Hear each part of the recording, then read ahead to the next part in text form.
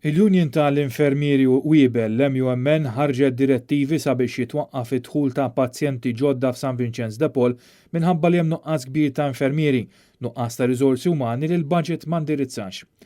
Mistqarrija l-MUMN sostniet li għaddejja kwistjoni taħraq bejn id-Diviżjoni tas-Saħħa u dik tal-Anzjani. B'riżultat ta' dan il-Ministeru tas-Saħħa ddeċida li ebda infermieri gradwati ġodda mhux se jgħaddu mal-Ministeru tal-Anzjani u għaldaqstant San Vincenz mhux se jkollu infermieri ġodda.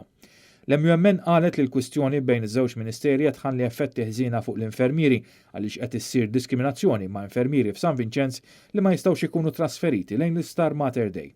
Il-Union qalet li din hi biss kwistjoni waħda minn diversi li għandha bħalissa mal-Gvern u akkużatu li qed jipprova jinqeda bil-qrati biex irażżan id-drittijiet tal-infermieri. Għal dawn l-aħħar 9 xhur id-Diviżjoni tas-Saħħa bdiet twebbes rasa għal kull forma ta' ftehim f'diversi oqsma settorjali u meta l-Union tkun sfurzata toħroġ direttivi, id-Diviżjoni tirrikorri għand il-qrati biex twaqqaf l-azzjonijiet industrijali.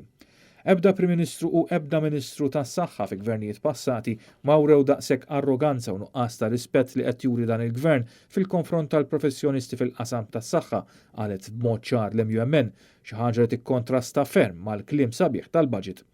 Minħabba fekk il-Union reġgħet attivat direttivi li kienet ħarġet fix-xhur li għaddew lil assistenti ta' dentisti, speċjalisti li jagħmlu testijiet tad-demm u tekniċi li jieħdu ħsieb sterilizzazzjoni u dekontaminazzjoni. Tibqa' fis-seħħ ukoll id-direttiva l-infermieri fl-Star Mater Dei biex ma jużawx is-sistema robotika ta' tqassim tal-mediċini.